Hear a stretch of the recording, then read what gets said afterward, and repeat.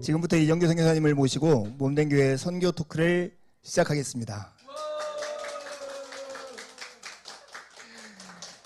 저는 선교사님들을 생각하면 그 두 가지 그림이 떠올라요. 그 첫 번째는 그 여권이에요.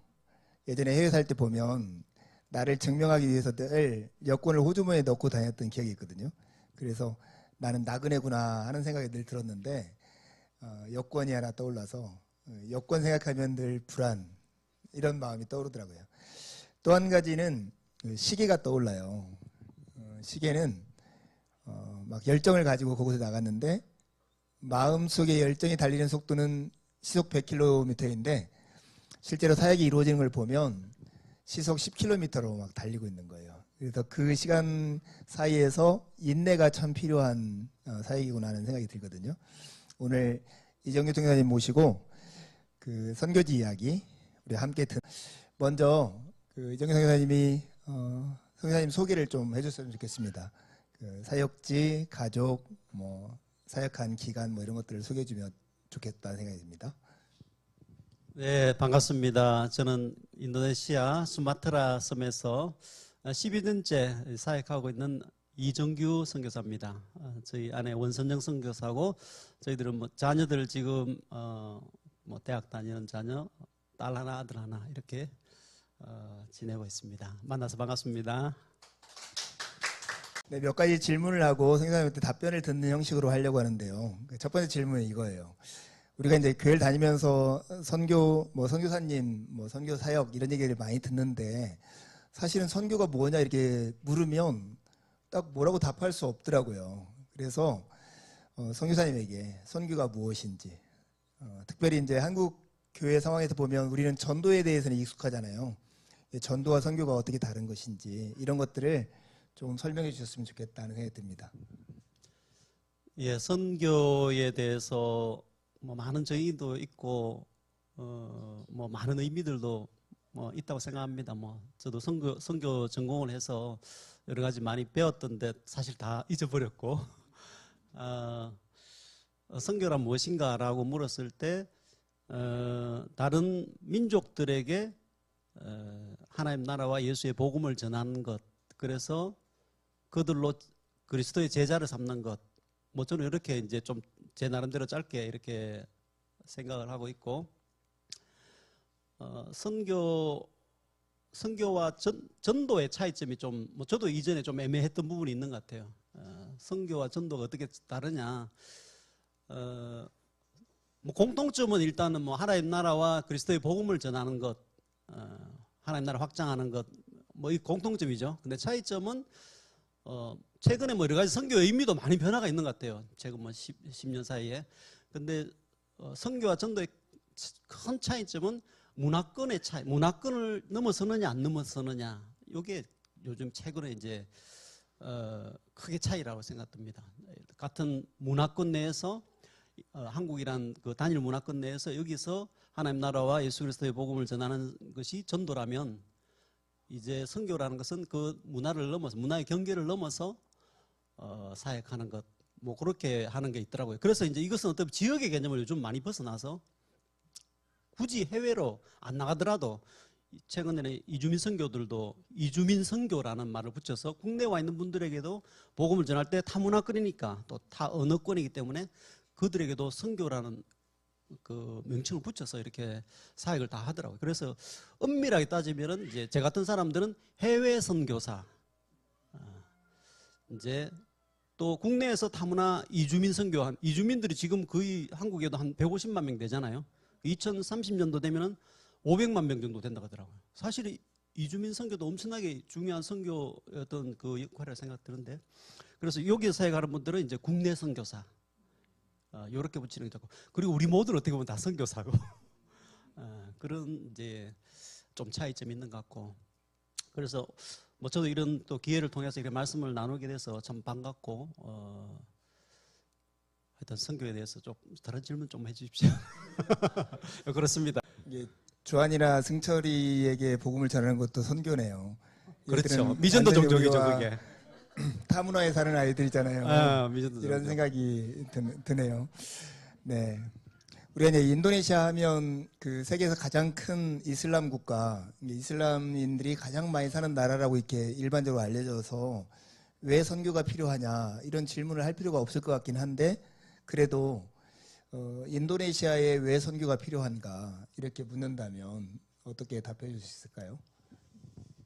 예, 선교의 필요성에 대해서 어떻게 보면은 저희들 저희들이 처음에 90년대, 2000년대 초반에 신앙생활 할 때 참 많이 불렀던 찬송이라든지 찬양이라든지 이런 것들이 주로 보면은 이제 세계 선교에 대한 찬양이 참 많았다 생각 들어요.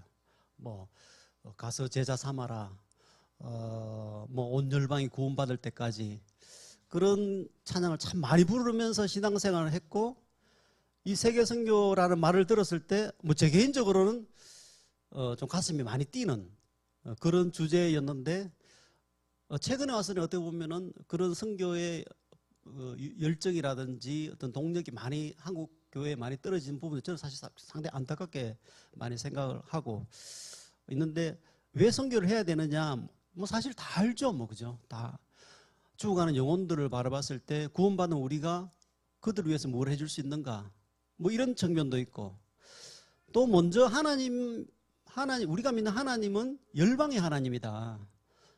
그것이 사실은 성경 전체의 주제라고 볼 수 있는 것이죠. 뭐 많은 이제 성경을 해석하는 툴이 여러 가지 있습니다만은 뭐 언약적인 관점에서 성경을 보는 눈, 또 구속사적인 부분들, 그리스도 중심적인 부분들, 뭐 여러 가지가 있습니다만은 뭐 저는 선교사니까 뭐 직업의 특성상 성경이 다 이제 어떻게 선교사적으로 다 보이는 것이죠. 하나님이 천지를 창조하셨다.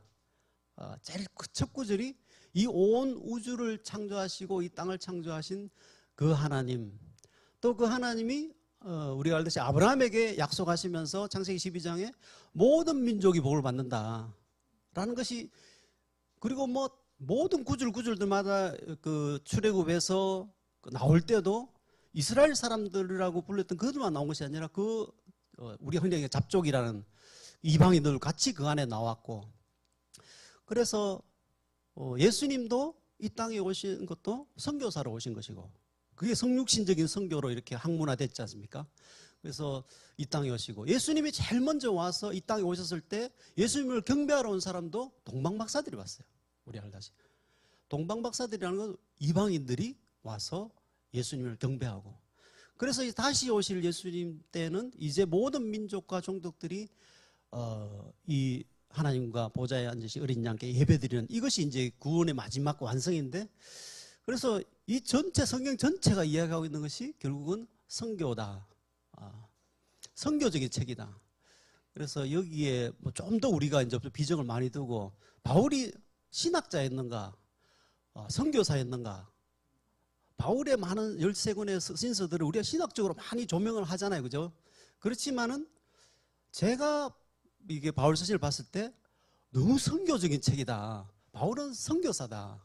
이렇게 이제 좀 약간 이제 그런 관점에서 안경을 끼고 해석을 하니까 그렇기 때문에 우리가 하나님의 이 교회가 이 선교를 여러 가지 중에 하나로 볼 것이냐, 아니면 교회의 궁극적인 목적과 이 모든 이 사역의 핵심이 그쪽으로 선교 쪽으로 가야 되느냐 이런 관점들을 우리가 좀 이제 생각을 많이 해봐야 되는 것이죠, 그죠? 네.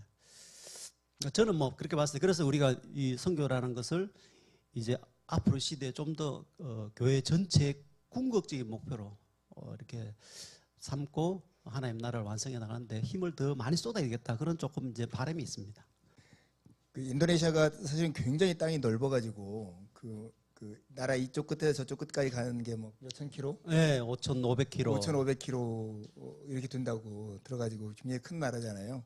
그리고 특히 이제 우리 교회가 속해 있는 합신 교단은 인도네시아 선교사님들이 많은 편이죠. 네. 상대적으로 많은 편이고 우리 교회에서 같이 협력하는 선교사님들도 또 이제 신동산 선교사님이나 박명수 선교사님이 계셔서 저는 이제 인도네시아 그 넓은 땅에서 선교사님들이 보통 이제 어떤 방식들로 이렇게 선교 사역들을 감당하시는지 이런 것도 궁금해요. 네. 이제 인도네시아를 중심으로 설명을 드리자면 인도네시아는 거의 90%가 무슬림들이 이슬람 종교를 믿는 사람들이 많고 6개의 종교가 합법적입니다. 종교가 무조건 이제 있어야 됩니다. 종교 없이 무교로 이렇게 있는 사람들이 없어요. 모든 사람들이 6개의 종교 중에 하나를 골라서 신앙생활 나름대로 이제 이렇게 해 나가는데 특별히 이제 저희들은 이제 무슬림이 최고로 많은 나라죠. 저희 인구가 지금 한 2억 8천 정도 되는데 뭐 조만간에 뭐 3억 정도 될 것 같아요. 인구 증가가 급격하게 이루어지고 있고 그래서 이 이슬람권에서 이제 어떻게 선교 사역을 해야 되느냐 그런 부분에서 크게 두 가지 부류의 좀 사역이 있는 것 같아요. 첫 번째는 이제 우리가 흔히 이야기하는 상황화 사역. 그 다음에 두 번째는 오픈 사역. 이렇게 저희들은 뭐 이야기하거든요. 상황화 사역은 뭐냐 하면은 직접적인 전도가 안 되기 때문에 간접적으로 다양한 이제 그들의 접촉점을 만드는 것이죠. 유치원이나 또 한글을 가르친다든지 이런 방식으로 그들에게 다가가서 한 병 한 병 접촉해서 이제 말씀을 전하는 것 이런 상황 사역이 있고 또 저희는 이제 오픈 사역인데 오픈 사역은 뭐냐면은 이제 이제 직접적으로 교회나 성경을 가르치거나 주로 어떻게 보면 이제 신자들 중심으로 이루어지는 사역들이죠. 그래서 신학교 사역들 주로 이제 뭐 합신이나 뭐 이런 총신이나 이런 분들 신학교 사역 많이 하시고 그래서 직접적인 교회를 어떻게 활성화시키고 도울 것이냐, 성도들 어떻게 세워 나갈 것이냐 이런 두 부류의 어떤 사역이 좀 있는 것 같습니다. 그러니까 이제 한국에서도 복음을 전한다고 하면 사실 우리가 이렇게 복음을 전할 때 상대방이 가지고 있는 생각이나 신념이나 문화에 따라서 굉장히 전달하기가 쉽지 않잖아요. 네. 예수를 믿으면 구원받습니다 이렇게 말을 해도 내가 말하는 구원과 그가 듣는 구원의 의미가 다를 수 있고 그런데 이제 이슬람 문화 안에서 이렇게 복음의 메시지를 전하는 게 굉장히 어려울 것 같아요. 네. 어떤 특징이 있는지 그들에게 어떤 방식으로 이렇게 복음의 진리를 전달하는지 이것도 궁금하네요. 네. 그래서 뭐 이제 선교지다 보니까 특별히 이제 다른 종교가 뭐 90% 이상 되는 데서 기독교라는 아주 소수 종교고 어떻게 보면은 이제 약간 특별히 이제 유대교, 이슬람교, 기독교는 거의 뭐 같은 아브라함으로부터 거의 출발하는 거의 뿌리가 같기 때문에 서로 간에 상당히 어떻게 보면 이제 대적적이죠. 전혀 다른 뭐 힌두교나 불교는 사실은 그렇게 또 교리 자체가 뭐 포용성이 너무 넓다 보니까 그렇게 대적하지 않는데 사실은 그 이슬람, 기독교, 유대교 이 세 종교는 어디 갖다 놔도 늘 이제 싸우죠. 서로 간에 적대적이고 아주 적대적이고. 그래서 여기서 저희들이 이제 복음을 전한다는 것은 주로 이제 변정론적인 어떤 방법들을 많이 쓰는 것 같아요. 그 너희들이 믿는 종교와 너희들이 믿는 신과 우리가 믿는 그 신앙이 어떻게 다르냐, 이런 부분들 차이 나는 부분들 그런 부분들에서 이제 설명을 해 나가는 것이고. 그런데 기본적인 전제는 뭐냐면 한국과 다른 것은 뭐냐면 한국은 무신론적인 세계관 속에 우리는 살아가고 있습니다. 그래서 저도 여기 오면은 제가 무신론자가 되는 것 같아요. 왜 그러냐면 하루 종일 내가 여기서 이 시내를 걸어 다니고 해도 저의 어떤 종교적인 어떤 그런 감성들을 깨워줄 수 있는 그런 어떤 말이라든지 그런 뭔가 아무것도 없어요. 그런데 인도네시아 이슬람권에 가게 되면 이슬람권이 지금 16억에서 18억 정도 되는데 거기 가면은 나도 모르게 내가 종교적이 돼요. 왜 그러냐면 하루에 5번 아잔 소리가 들리잖아요. 하루에 5번씩 계속 소리가 들리니까 기도 시간이구나. 그러면 저희도 기도하게 되는 거예요. 그 12달 중에 한 달은 또 금식을 하잖아요. 그러면 저희들도 금식도 하게 되고 그러다 보니까 이제 상당히 이제 종교적인 국가죠. 그렇기 때문에 거기서 전도할 때 한국하고 제일 다른 것은 뭐냐면은 그 하나님을 믿으라고 이야기할 필요가 없어요. 하나님 다 믿으니까. 여기 한국에서는 전도할 때 하나님이 계시냐 안 계시냐 이걸 먼저 납득을 시켜야 되잖아요. 그래서 뭐 목적론적, 우주론적 증명도 해야 되고. 그런데 거기서는 증명할 필요 없어요. 다 하나님을 다 믿고 나름대로 그 인도네시아는 특별히 국가 5개 국가의 헌법이 있거든요. 헌법이라기보다는 국가의 5가지 그 판짜실라라고 하는데 5가지 기본적인 국가 이념이 제일 중요한 게 있어요. 1번부터 5번째. 첫 번째가 뭐냐면 우리는 유일하신 하나님을 믿는다. 이게 국가의 우리나라 헌법 1조 1항과 똑같아요. 유일하신 하나님. 유일신이죠, 한마디로. 그래서 그러기 때문에 어디 가서 뭐 하나님 믿으라 이야기할 필요 없어요. 그런데 이제 거기서 우리가 가는 게 너희들이 믿는 하나님이 참 하나님이 아니다. 참 하나님은 우리가 예수 그리스도 안에서 그리스도를 통하여서 발견되는 하나님. 물론 성경에 대해서 이야기하죠. 성경에 대해서 이야기를 하면은 또 그것도 논쟁이 많아요. 우리는 성경이 진리라고 이야기하잖아요. 그러면 그분들도 코란이 또 진리라고 이야기하니까 뭐 답이 없어요. 그래서 변정론적으로 이제 궁극적으로 이렇게 이제 서로 변정하며 전도하긴 하는데 쉽지는 않죠. 왜 그러냐면은 그 사람들 어릴 때부터 완전히 아기 때부터 종교적인 생활 중심으로 24시간 다 돌아가는 시스템. 오늘도 지금 이슬람 달력으로 오늘이 새해거든요. 히즈라 무함마드가 이제 메카에서 메디나 옮긴 날이 그날이 신년이에요. 1월 1일이에요. 오늘이 1월 1일이거든요. 그래서 오늘은 주일이기 때문에 이제 노는 날이지만은 그게 뭐 평일날 되면 또 쉬는 날이에요. 신년. 그래서 한 달 내내 모든 빨간 날이 종교적 달력이에요. 종교력에 따라서 다 쉬는 거예요. 그래서 철저히 종교적인 국가이기 때문에 어떤 이제 진리를 가지고 또 변정론적으로 하지만은 그런 부분 참 어려움이 많다. 그래서 뭐 성령님께서 도와주셔야 되고 회심을 제일 많이 해. 이슬람이 어떤 경우를 통해 제일 회심을 많이 하느냐? 사례를 주로 보면은 주로 결혼을 통해서 회심을 많이 해요. 이거 좀 결혼을 종교가 다르면 결혼을 못 하니까 결혼할 때 종교 간의 이동이 많아요. 많이 가기도 하고 많이 오기도 하고 이게 제일 이제 첫 번째 많이 이제 들어오는 종교적인 변화가 제일 큰 계기가 되고 두 번째 뭐 이거는 아랍이나 다른 나라들로 비슷하더라고요. 그리스도인의 그 사랑을 경험했을 때 이슬람의 특징은 뭐냐면은 원수를 저주하는 거거든요. 원수를 저주해야 돼요. 우리 시편에 보면 그런 많잖아요. 저주하는 말들을 해야 되고. 근데 예수님의 가르침에 원수를 사랑하다는 말을 이 사람들이 이해하기 어려워요. 그래서 이제 그런 원수를 사랑하라는 그런 가르침과 또 기독교인들이 그렇게 사랑하는 것을 보면서 사람들이 거기에 회심하는 이유 중에 가장 크네요. 그래서 끊임없이 이제 저희들이 삶을 통해서 또 사랑을 드러내고 무조건적으로 뭐 전도하기 위한 것이 아니라 무조건적으로 그들을 받아주고 또 인정해주고 뭐 그런 방법들. 그러니까 선교사님들이 여러 방법들 많이 쓰는 것 같아요. 뭐 특별한 방법, 증명된 좋은 방법 없어요. 우리 다 그 방법을 찾고 있는데 그래서 뭐 하나님께서 도와주셔야 되죠. 대학교 안에 뭐 연애학과나 뭐 매력학과 이런 걸 만들어서 이게 이슬람인과 결혼해가지고 기독교를 개종하는 그렇게 만들어야 할까요?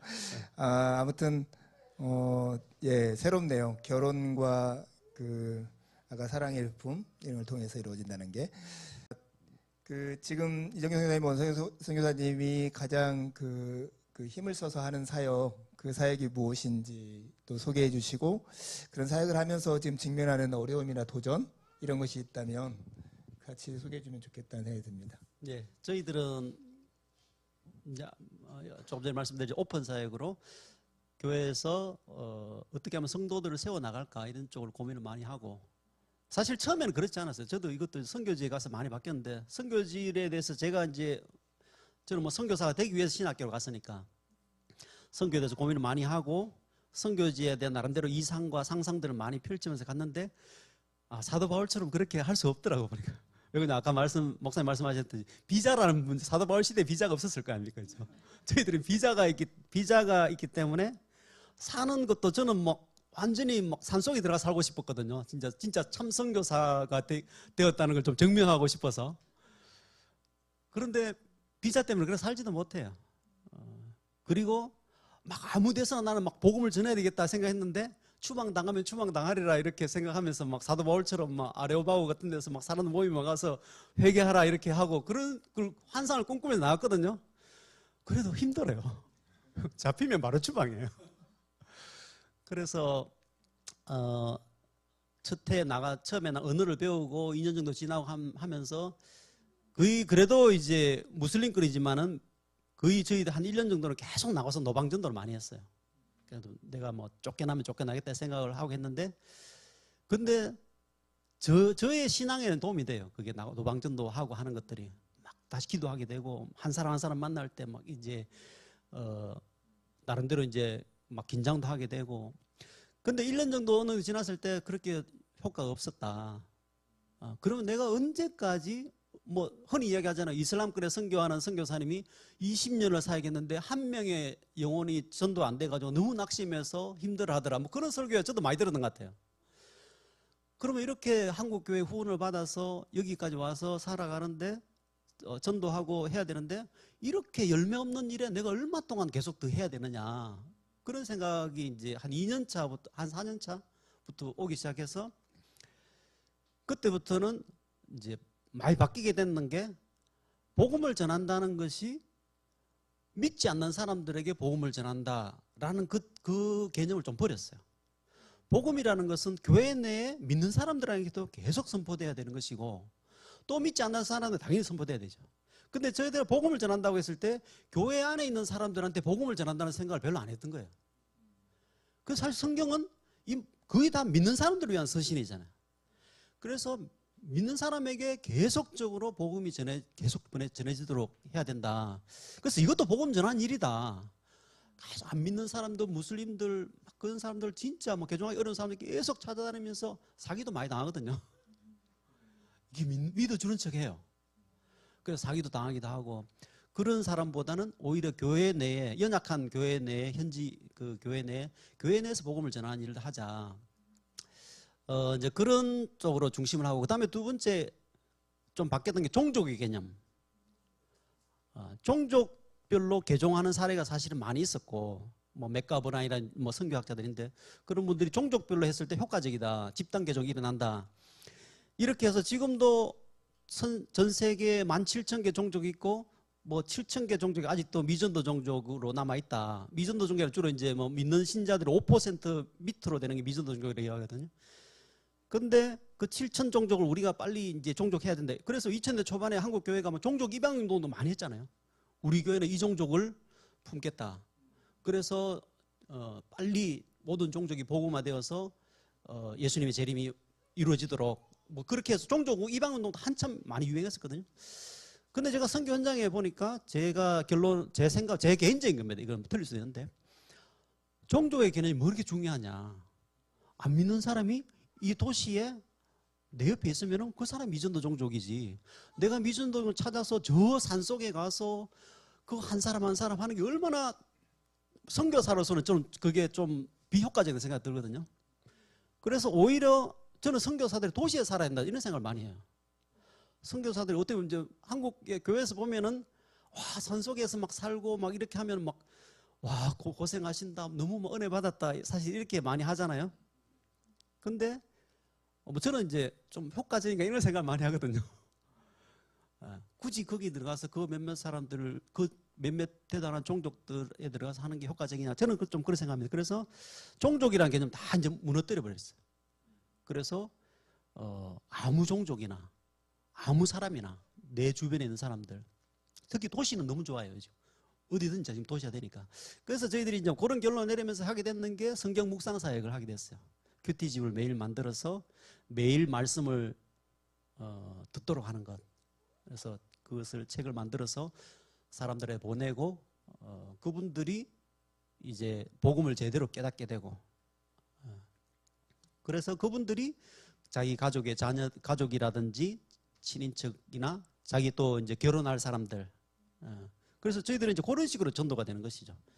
그래서 그 나이 또래 뭐 20대나 30대 고 상간에 있는 친구들이 이제 복음을 제대로 깨닫고 나름대로 저희들 모임을 통해서 크게 회심을 하는 것이죠. 저는 뭐 제가 늘 이야기하는, 한 사람이 어느 기간 정도는 변화되느냐, 예수님을 제대로 알고 이제 신앙생활에 들어왔을 때, 뭐 제가 봤을 때는 저는 3개월 정도 되면 사람 변한다, 저는 좀 그렇게 생각해요. 그래서 3개월 동안 지금 여기서 같이 이렇게 공부하고 매일 하나님의 말씀을 듣는데 변화가 안 되면 오지 마라, 저는 이야기해요. 오지 마라, 올 필요 없다. 그냥 뭔가 잘못됐다. 근데 가르치는 내가 잘못됐던지 아니면 네가 정말로 그 하나님 말씀 안에서 안 살아가든지. 근데 살아가지도 않는데 계속 와가지고 하면 나 피곤하다. 근데 그 정도 지나면서 이제 저희들을 보면 변화가 일어나게 되고, 그러면 그 가정도 변화되고, 그래서 이제 새로운 친구들을 데려오기도 하고, 또 전도가 일어나는 것이죠. 안 믿는 친구인데 데려오게 되고, 그러면 제가 이제 1대1로 가르치고, 그래서 이렇게 성경 말씀 묵상을 통해서 전도하는 이런 사역들을 하고 있고, 은혜 가운데 뭐 저희들 하여튼 감사하게 사역하고 있고, 그래서 지금 오히려 이제 다른 건 안 한다. 그냥 오직 요것만 계속 해야 되겠다. 계속 이제 집중해서 계속 뭐 성경 묵상 사역만 집중적으로 하고 있습니다. 질문은 짧은데 답이 너무 길었네. 질문을 2개를 묶어서 했더니 한 가지 질문만 답을 들었는데 네. 그렇게 이제 사역하면서 이제 직면하는 어려움. 도전과 이제 어려움들이 혹시 있는지. 어려움은 뭐 한국 음식들이 늘 괴롭죠. 늘 뭐 김치도 포기 못하는 선교사라는 책도 있어요, 그죠? 그래서 늘 김치 담아 먹고 어려움이라고 하면 뭐 저는 뭐 저희들은 그렇습니다만 다 어려움이라는 것은 뭐 아무 어려움 없죠. 어려움 없는데 뭐 다 똑같은 것 같아요. 뭐 제일 첫 번째 부모님 걱정이죠. 뭐 일단은 제 개인적으로 어려움은 부모님의 연로하심, 부모님 아프시고 뭐 요양원 계시고, 요양원 계시는데 내가 또 이제 그 부모를 공경하라는 계명 5계명이잖아, 그죠? 늘 그 진짜 5계명이 너무 이제 저한테는 좀 무거운 짐이고, 뭐 그 한국 살아 똑같잖아요, 다. 근데 뭐 하여튼 그런 어려움, 자녀들은 걱정 안 되는 늘 부모가 제일 걱정되는 것 같고, 선교지에서의 어려움은 뭐 일단 문화적인 차이가 여전히 극복하지 못하는 것이죠. 이전에 선교사님 뭐 책들 몇 개 읽어보니까 필리핀에 선교하는 미국 선교사님인데 늘 주말 되면은 주중에 사역은 마닐라 외곽에서 사역하는데 한 달에 한 번은 꼭 자기는 마닐라 와야 된다는 거예요. 그 미국 선교사님들 비브그릭 가난한 자들의 친구라는 책을 지은 분이, 그분이 꼭 말레이시아 시내 와서 좀 이제 먹는 것도 먹고 그래 다시 충전해서 간다 그러더라고. 저는 그때 그 이해가 잘 안 됐는데 좀 있다 보니까 이제 그런 어떤 이제 현지인들과 이렇게 좁혀지지 않는 간격은 좀 있는 것 같아요, 늘. 그래서 일단 외국어로 계속 말해야 되기 때문에 외국어로 말한다는 자체가 일단은 좀 피곤하잖아요. 계속 신경을 써요. 한국어하고 인도네시아하고 거꾸로 돌아가거든요, 어순이. 우리나라 말하고 일본 말은 같은 어순이잖아요.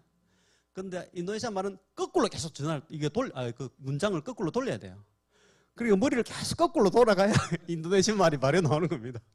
그래서 이거 언어라는 부분이 사실 제일 좀 이제 그 어려움이 있고, 그래서 계속 새로운 단어를 계속 외워야 되죠. 핸드폰에 늘 이제 어디 앉으면 늘 이제 새로운 단어를 많이 외워야 되고.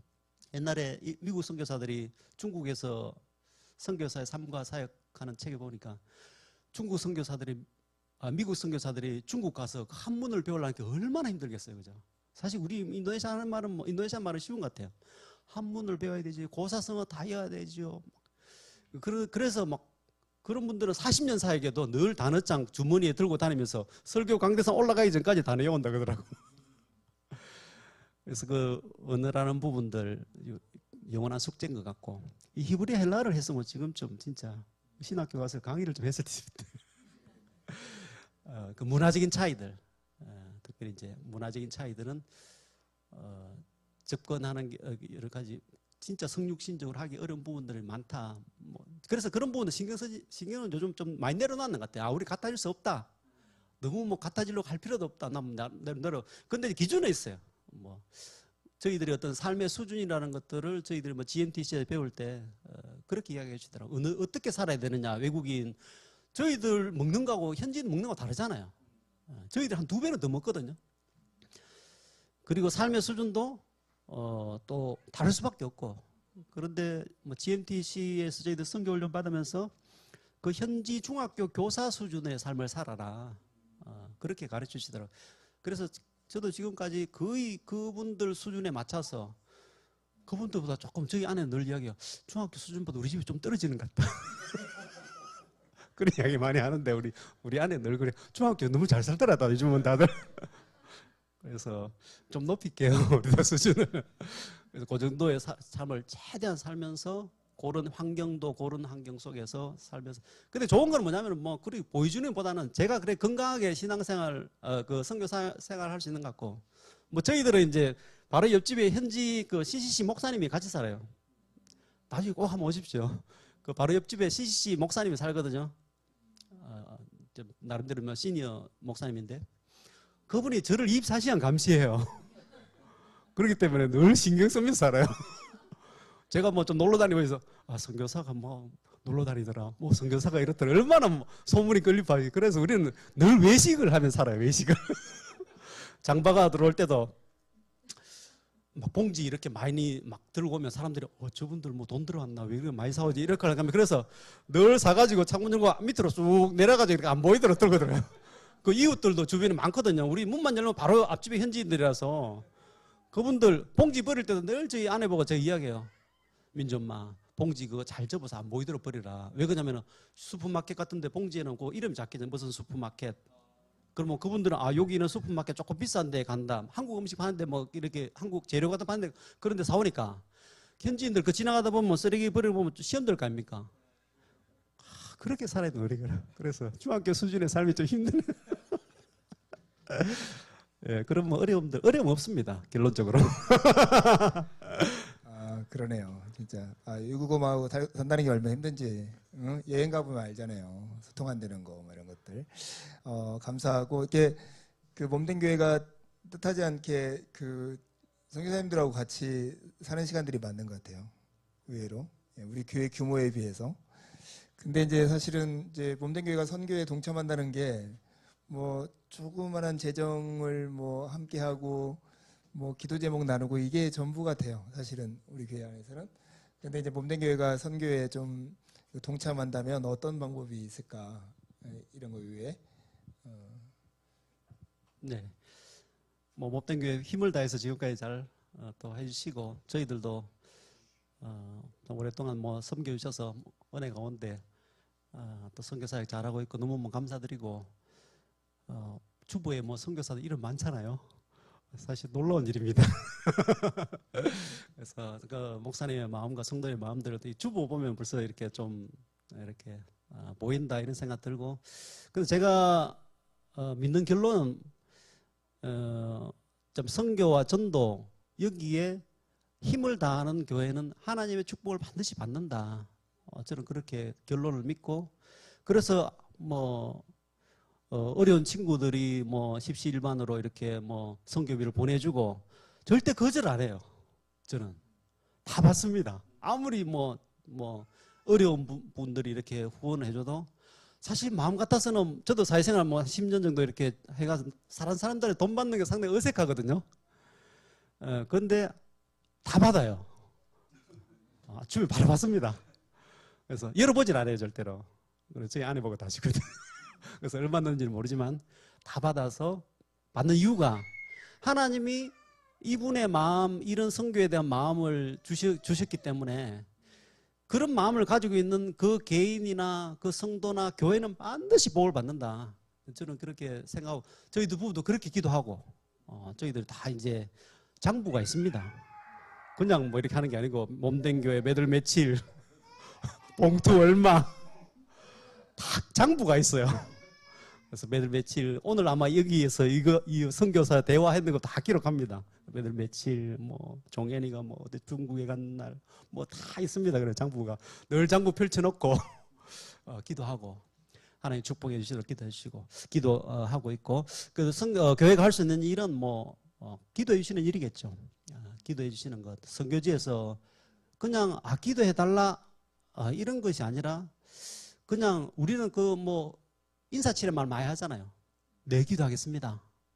저도 뭐 그렇게 많이 했는 것 같아요.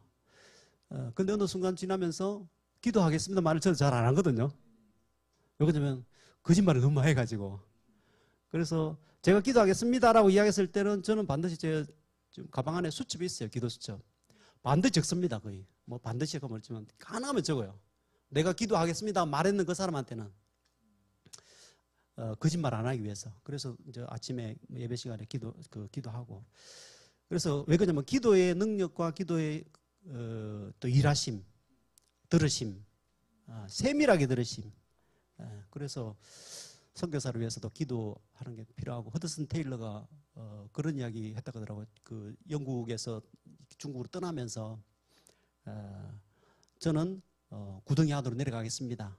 성도님들이 이 밧줄을 단단하게 붙들어 주십시오. 이렇게 이야기했다고 하더라고요. 그래서 그게 그 밧줄이 사실은 기도해 주는 거죠. 그죠? 그래서 기도해 주는 것이 너무 중요하고, 그래서 한 번씩 이렇게 교회 영상을 봤을 때 그 장로님들 나와서 중보기도 하잖아요. 해외에 계신 선교사님 어디곳든지 건강하게 해주시고, 그런 기도 들으면 선교사는 그런 거 너무 장로님 훌륭하다.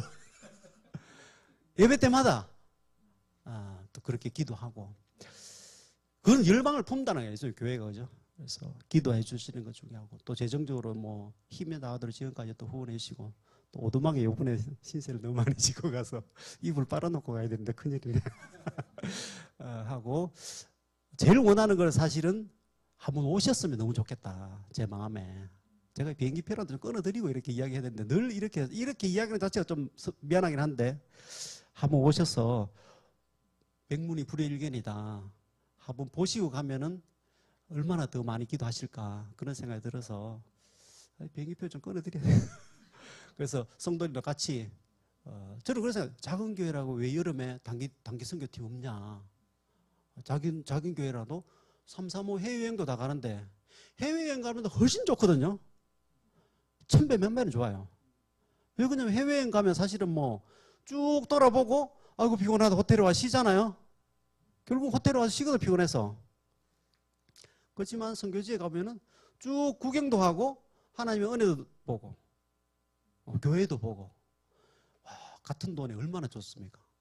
집사님 아시겠죠? 이 안수 집사님이 힘을 내가지고 우리 목사님 해야 또 이렇게 목사님이 아멘.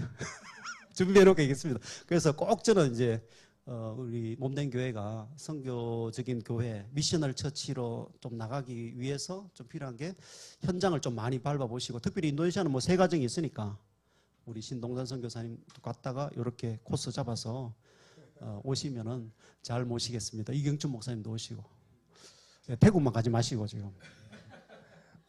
네, 감사합니다. 끝으로 우리 이정경 선생님 그 사역과 가정을 위한 기도의 제목들이 있으면 나눠주시면 네, 좋겠습니다. 예, 기도 제목 지금 뭐 가까운 거는 뭐 저희들도 계속 이리저리 뭐 일이 많아가지고 한데, 이번에 요번 주 들어가면 금요일 토요일 리더 수련회, 리더들 수련회를 통해서 저희들 리더들이 일을 해줘야 되거든요. 그래서 제가 다 할 수 없으니까 리더 수련회가 있고, 그 다음에 8월 2일부터 10일까지 어제 말씀드렸죠. 그 말레이시아 단기 비전 트립 7명 데리고 같이 가거든요.